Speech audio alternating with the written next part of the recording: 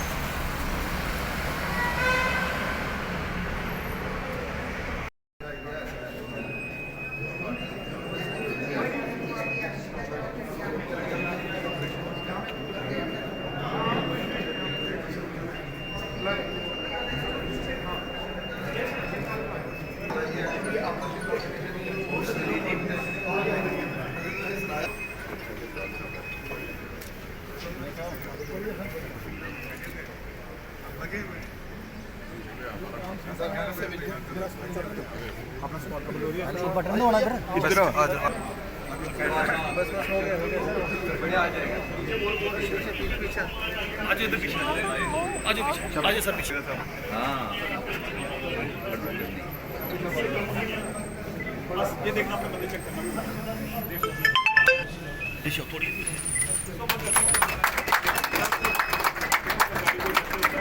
Sir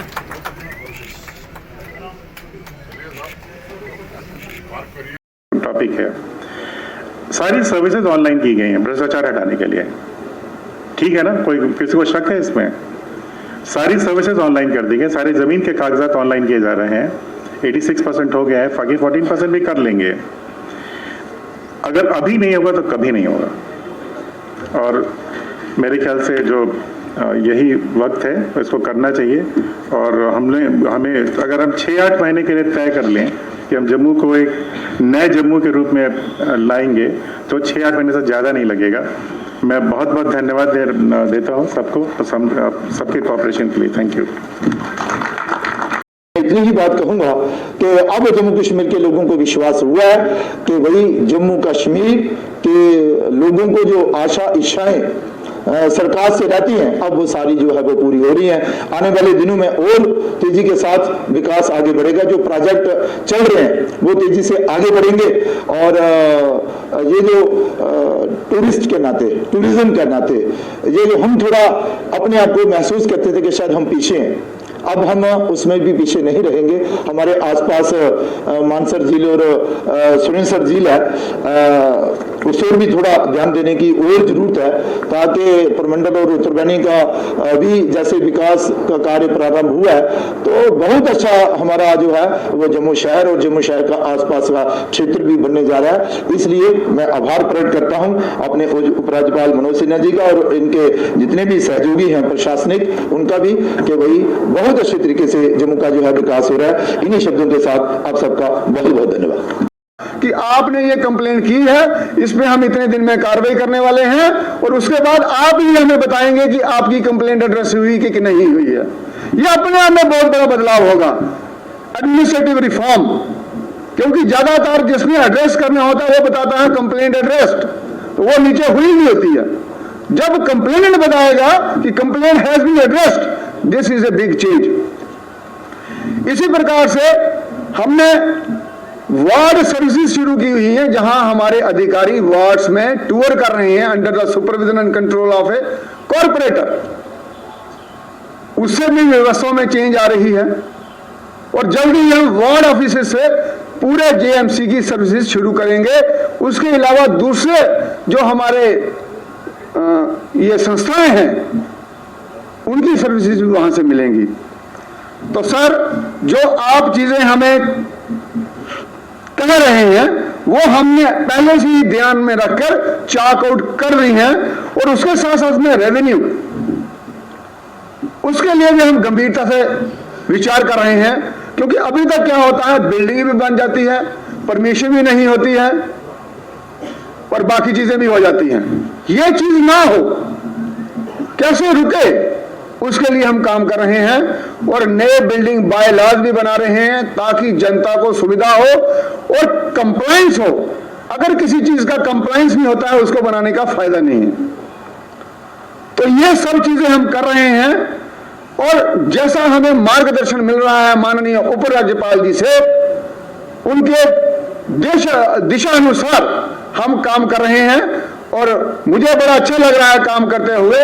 हर तरीके का सहयोग मिल रहा है और ये एक हेल्थी डेमोक्रेसी के लिए बहुत अच्छा है। आप सबका बहुत बहुत धन्यवाद। ये डुग्गर धरती कई ऐतिहासिक क्षणों की साक्षी बन चुकी है और आज फिर एक ऐसा ही क्षण हम सबके बीच जिसके हम साक्षी होने वाले हैं। आप सभी की करतल ध्वनि के बीच माननीय उपराज्यपाल जम्मू कश्मीर श्री मनोज सिन्हा जी हमारे बीच।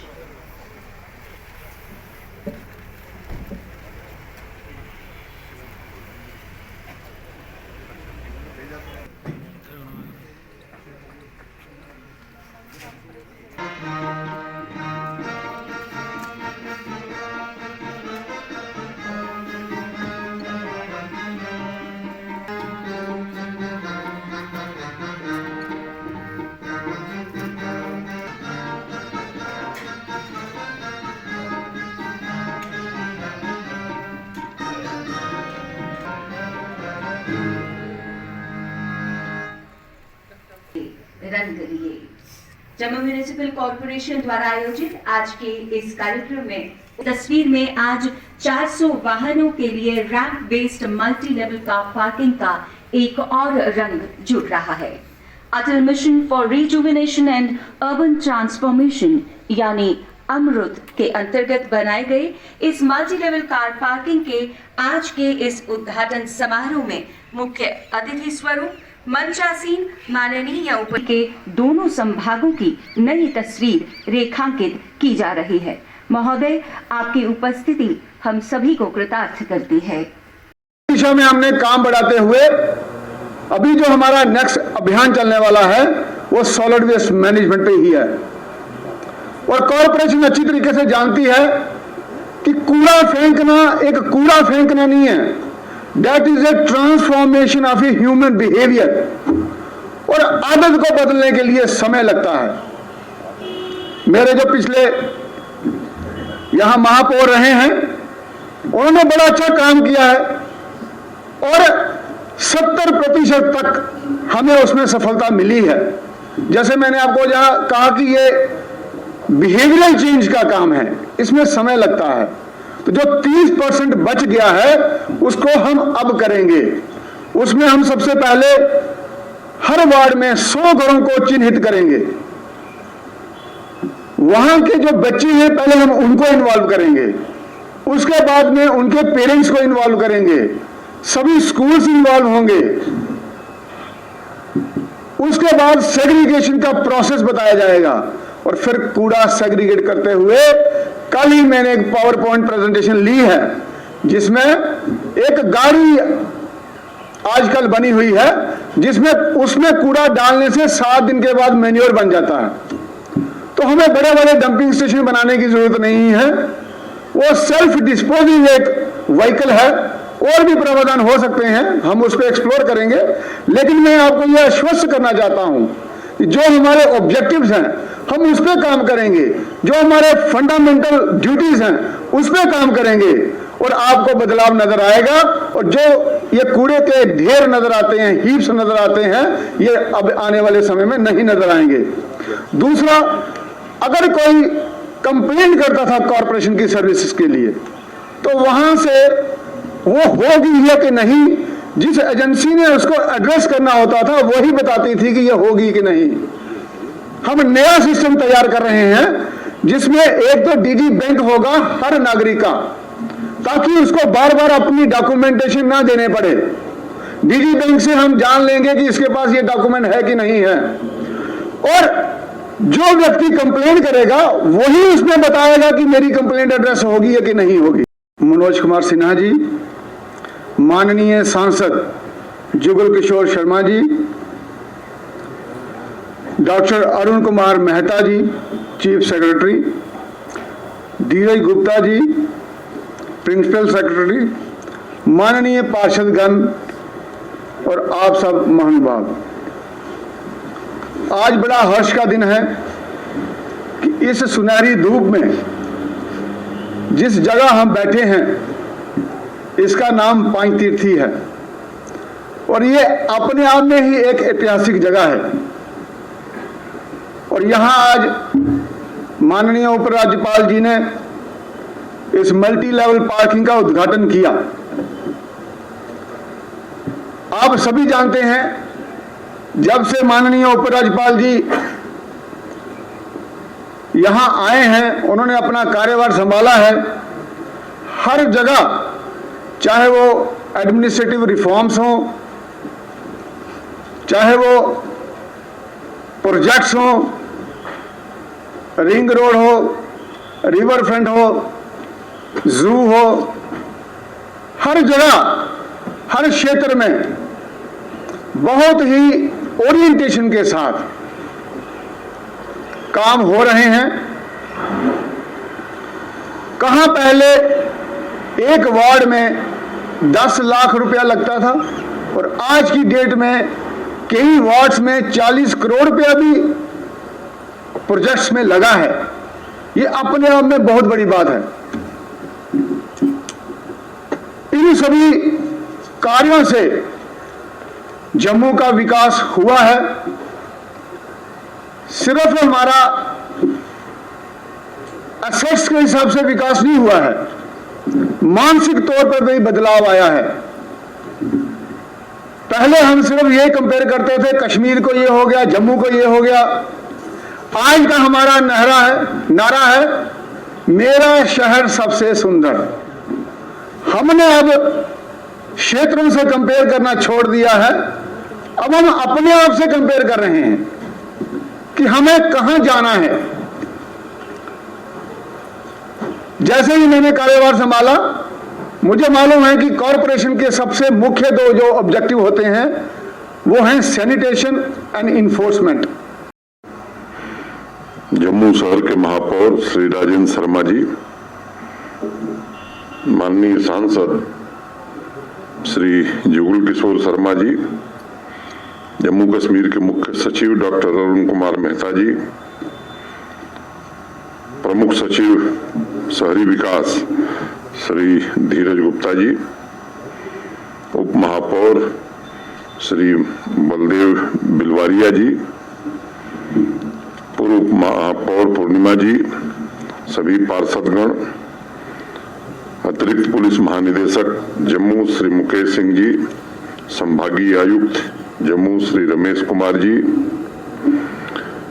हमारे महानिरीक्षक यातायात, चाहिए तो सक्षम लोगों को उसका भुगतान करना चाहिए। अब फ्रिज खरीदेंगे, हम बढ़िया से बढ़िया फ्रिज खरीदेंगे, हीटर भी ब्रांडेड कंपनी का लेंगे, सारी सुविधाएं जो ठंड में चाहिए वो बेहतर से बेहतर हमारे घर में होनी चाहिए।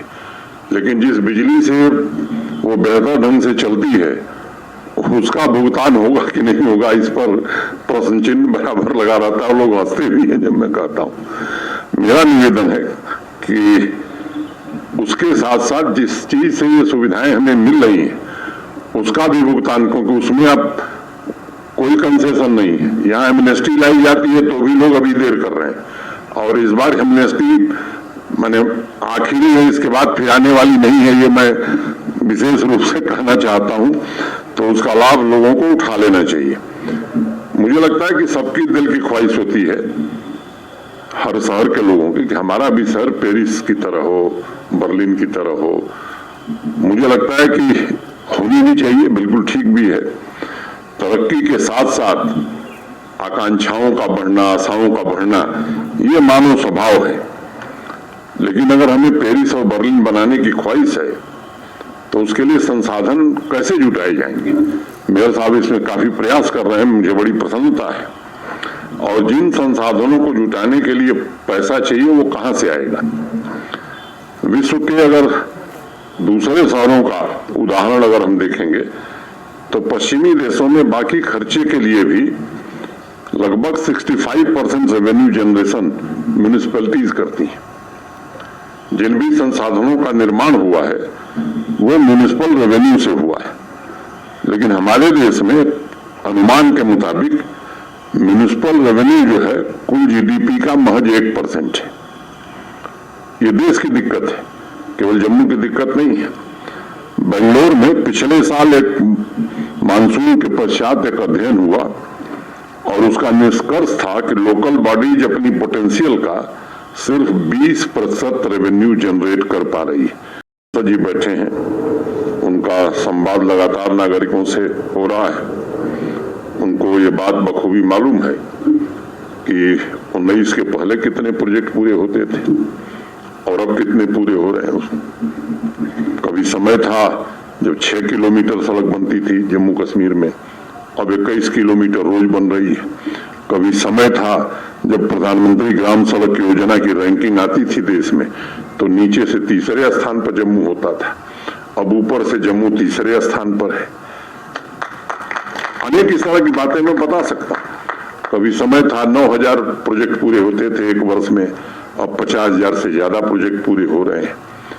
अभी भी गति बढ़ाने की संभावना पूरी है, इससे भी आगे हम जा सकते हैं।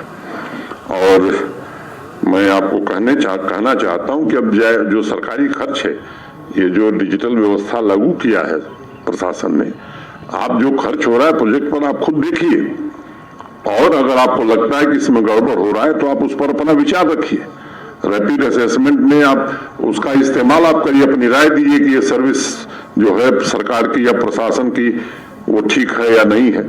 आप जब राय देंगे तो उसमें सुधार करने की हमें गुंजाइश होगी। हर वर्ष पिछले वर्ष की तुलना में नए रिकॉर्ड कायम हो रहे हैं। और ऐसा नहीं कि जो काम हो रहे हैं उसके फोटोग्राफ हो, जियो टैगिंग जब तक नहीं लगेगा ट्रेजरी भुगतान ही नहीं करेगी। जब शुरुआत में व्यवस्था शुरू हुई तो कुछ लोगों को लगता था कि ये टेम्पररी लोग हैं, 6-8 महीने में चले जाएंगे, तो 6-8 महीना काम ही नहीं किया कि जब ये व्यवस्था खत्म हो जाएगी, पुरानी व्यवस्था रहेगी तो उसी व्यवस्था में काम होगी। लेकिन धीरे धीरे लोगों को लग गया कि हिलने वाले लोग नहीं है, ये भी रहेंगे और ये व्यवस्था भी रहेगी। तब फिर काम मुझे लगता है कि गति से हुआ है। प्रशासनिक व्यवस्था में पारदर्शिता स्थापित करने में काफी हद तक सफलता मिली है। और ये ईमानदारी से हम ये बात कहना चाहते हैं कि ये वास्तव में हम चाहते हैं कि भ्रष्टाचार जितना भी जल्दी हो समाप्त किया जा सके। ये भी हम जानते हैं कि जहां आदमी है वहीं भ्रष्टाचार है। टेक्नोलॉजी का जितना अधिकतम उपयोग होगा भ्रष्टाचार की गुंजाइश उतनी ही कम होगी। पार्किंग की सुविधा और उसकी जानकारी अपने आप में ट्रैफिक को कंट्रोल करने में काफी सहायक होगी। और सबसे जो बड़ी बात है, आम नागरिकों को इससे काफी राहत मिलेगी। कुछ साल पहले पॉलिसी एडवोकेसी ग्रुप ने एक शोध किया और उसने कहा कि अगर भारतवर्ष में म्युनिसिपल कॉरपोरेशन अपने पार्किंग स्पेस का 100% उपयोग करें तो बजट का 10% हिस्सा रेवेन्यू जनरेशन का पार्किंग स्पेस से मिल सकता है। अब ये विचारणीय बिंदु है, मुझे लगता है देर से सही, लेकिन उस दिशा में जम्मू ने कदम बढ़ाया है। और मुझे उम्मीद है कि नॉन टैक्स रेवेन्यू कलेक्शन में इस तरह की जो प्रोजेक्ट्स हैं शहरों और संस्थाओं को सस्टेनेबल बनाने में काफी मदद करेंगी। वो ग्लोबल वार्मिंग का विषय हो, क्लाइमेट चेंज का विषय हो, शहरों की बढ़ती हुई आबादी का हो, इन कारणों से आजकल स्वस्थ शहर की चर्चा बहुत होने लगी है। मुझे लगता है कि स्वस्थ शहर कोई स्लोगन नहीं है, बल्कि पिछले कुछ वर्षों में मोबिलिटी, टेक्नोलॉजी, एनर्जी तथा हेल्थ केयर के क्षेत्र में हुए विकास के लाभ को आम नागरिकों के जीवन में कैसे पहुंचाया जाए और वो कैसे बेहतर ढंग से उसका इस्तेमाल कर सकें, ये कोशिश है। अलग अलग क्षेत्रों की प्रगति का इंटीग्रेटेड इस्तेमाल ही किसी भी शहर को स्वस्थ बनाता है। जम्मू शहर की सांस्कृतिक विरासत को सहेज कर 3 मुख्य लक्ष्यों पर मुझे लगता है कि शहरी विकास विभाग काम कर रहा है।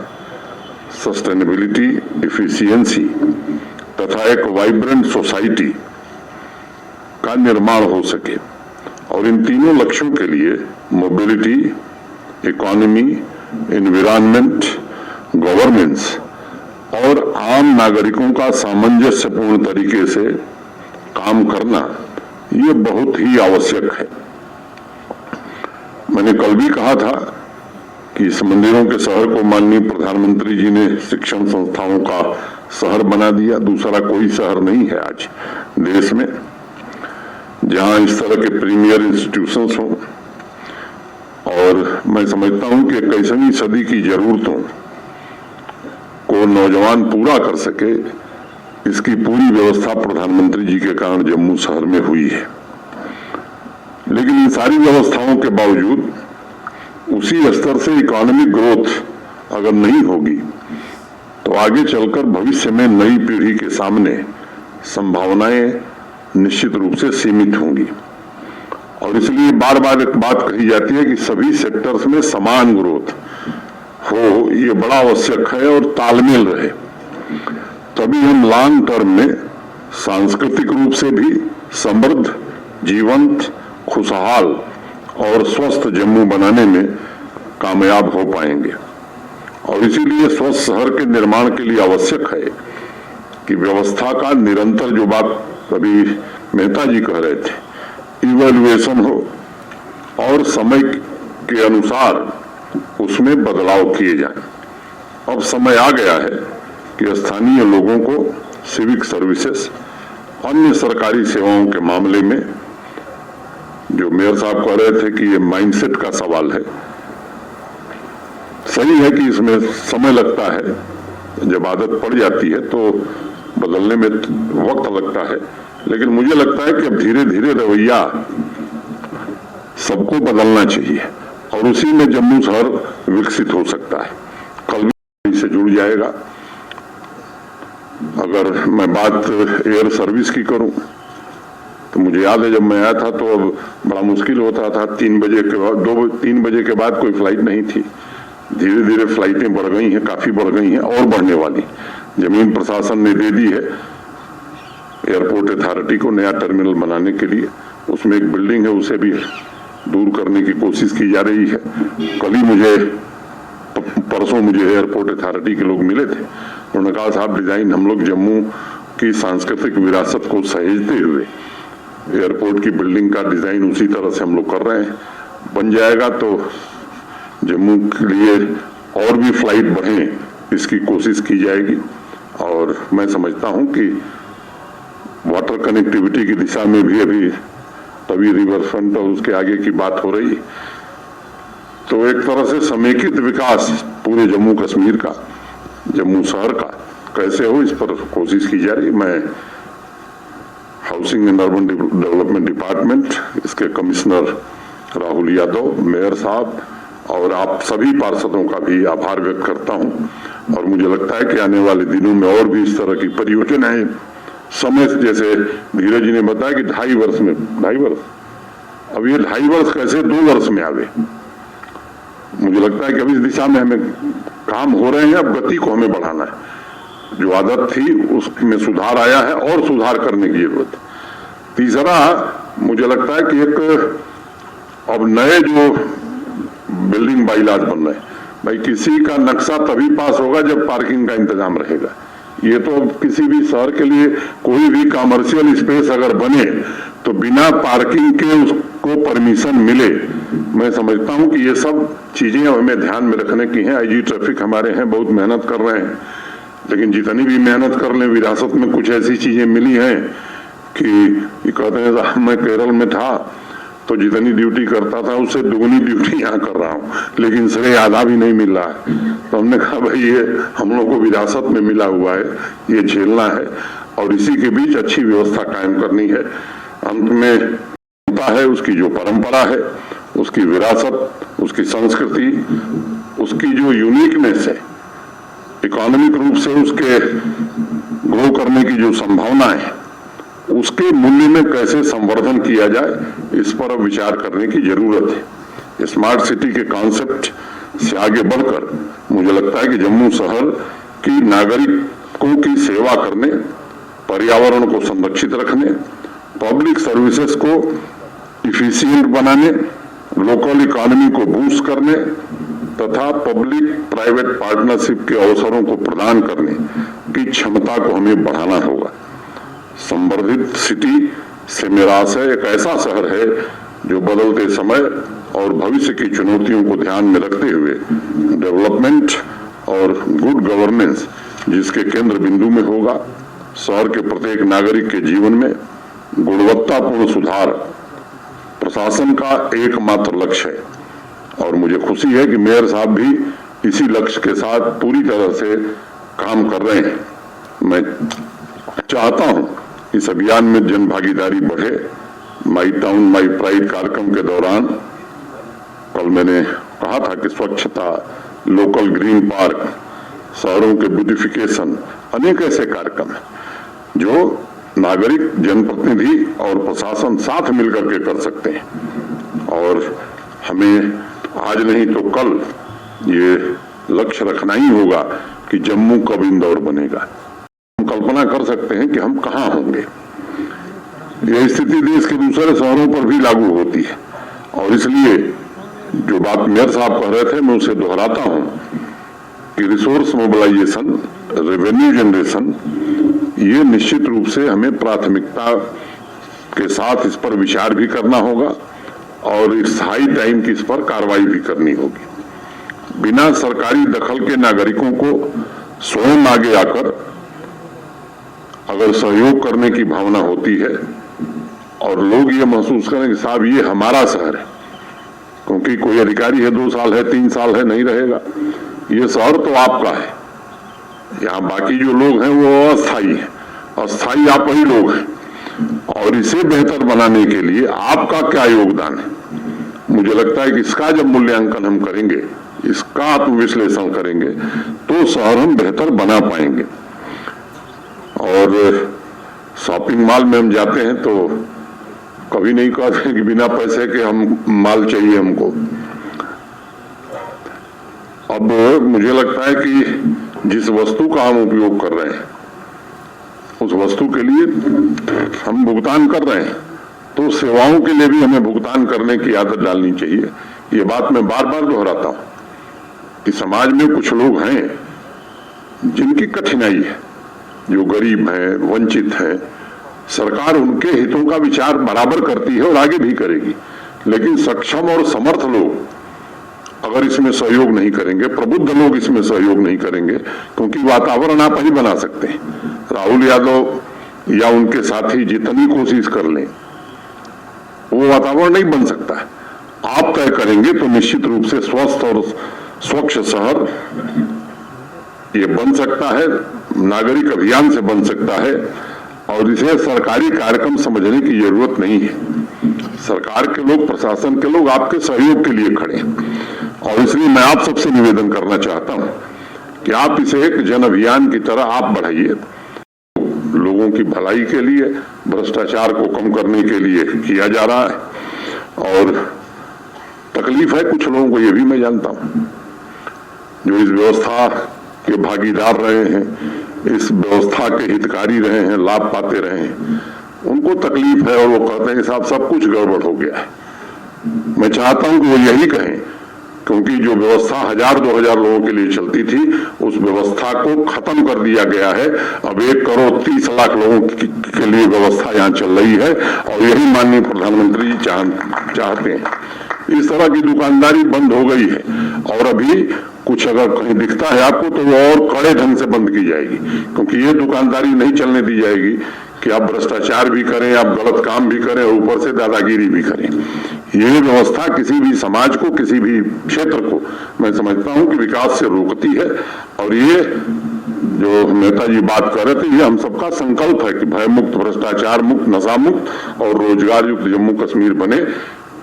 जम्मू कश्मीर का भी आजादी, देश जब आजादी का शताब्दी वर्ष मनावे तो नए भारत के निर्माण में जम्मू कश्मीर का भी एक विशिष्ट योगदान हो। मुझे लगता है कि इस सबके लिए हमको काम करने की जरूरत है और हमारे पिछले कई वर्षों की तुलना में अगर आंकड़ों से हम तुलना करते हैं तो हम काफी आगे अपने को पाते हैं। जनप्रतिनिधियों एवं अधिकारियों की भागीदारी से जो कार्यक्रम चलाए जाते हैं, मुझे लगता है कि उपलब्धियां उसमें और बढ़ जाती हैं। क्या हम इन उपलब्धियों से संतुष्ट हैं? स्वाभाविक रूप से अनेक लोगों को लगता होगा कि नहीं, अभी यात्रा शुरू हुई है, मंजिल हम नहीं पहुंचे, लेकिन मंजिल तक पहुंचने के लिए मुझे लगता है कि परिवर्तन जो शब्द है वो स्वयं में प्रथम पुरुष एक वचन का है, फर्स्ट पर्सन सिंगुलर नंबर आई। अब बात हम करेंगे कि भगत सिंह पैदा होना चाहिए मेरे घर में, नहीं पड़ोसी के घर में, तो उससे तो भैया परिवर्तन नहीं होगा। अगर परिवर्तन के लिए काम करना है तो खुद अपने में भी परिवर्तन लाना होगा। हम सारा काम अपने हिसाब से करेंगे और बाकी दूसरा जो है वो एकदम आदर्श तरीके से करे, इससे व्यवस्थाएं कमजोर होती हैं। आपकी बैठक में पारित होगा कि नहीं 2 साल में, 2.5 साल में हम इंदौर बनेंगे, तो मुझे लगता है कि चाहे वो मोहल्ला समितियां हो, वॉल पेंटिंग हो, पार्क की क्लीनिंग हो, ये वॉलंटरली अभियान जब चलने लगेगा तो निश्चित रूप से इसे हम प्राप्त कर सकते हैं। मैं सभी नागरिकों के प्रति हृदय से आभार व्यक्त करना चाहता हूं और कई चीजें बताई गई जो जम्मू में हो रही। एक बात भूल गई थी कि टीटीडी तिरुपति देवस्थानम का एक मंदिर भी तेज गति से बन रहा है और पूरा होते वो भी एक आकर्षण का केंद्र होगा। जो सुचेतगढ़ की रोड सैंक्शन है 4 लेन, संख्या वहां लगातार बढ़ती जा रही है और उस रोड के निर्माण के बाद मुझे लगता है कि जो बात 1 दिन की हो रही है, मुझे लगता है कि ऐसी व्यवस्था हमें करनी है कि जम्मू 2 दिन लोग रुके। और इस तरह के अनेक काम हैं जो यहाँ हो रहे हैं। मैं 1 लाख करोड़ रुपए के हाईवे और टनल के प्रोजेक्ट आज जम्मू कश्मीर में प्रधानमंत्री जी के कारण चल रहे हैं। ये पूरे हो जाएंगे तो जो बात होती है कि कश्मीर में बहुत टूरिज्म है, जम्मू में नहीं है, टूरिज्म की सुविधाएं भी जहां विकसित हो जाएंगी। अगर जाने में 6 घंटा लगेगा तो कितने टूरिस्ट जाएंगे। कनेक्टिविटी एक बहुत बड़ा अहम मुद्दा होता है किसी भी क्षेत्र के विकास का और मुझे लगता है कि पिछले 3 वर्षों में कनेक्टिविटी पर विशेष रूप से जम्मू रीजन में भी और पूरे जम्मू कश्मीर में भी काम हुआ है। मैंने सड़कों की बात बताई, जितनी भी प्रमुख सड़कें आप जानते हैं, किसी पर काम चल रहा है, किसी पर कंप्लीशन स्टेज में है, कुछ की स्वीकृति हुई है, टेंडरिंग स्टेज में है, लेकिन एक बार ये काम हो जाएगा तो कहीं भी जाने में किसी को असुविधा नहीं होगी।